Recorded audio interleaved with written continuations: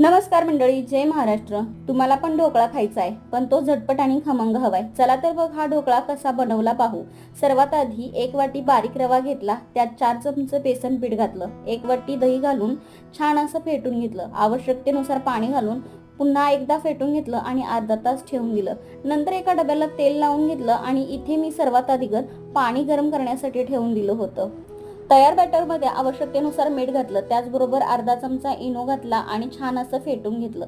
फेटून घेतल्यानंतर ते डब्यामध्ये ओतलं आणि त्याच्यावरती थोडंसं लाल तिखट टाकलं आणि हे शिजवण्यासाठी ठेवून दिलं. 15 मिनिटं शिजून दिलं.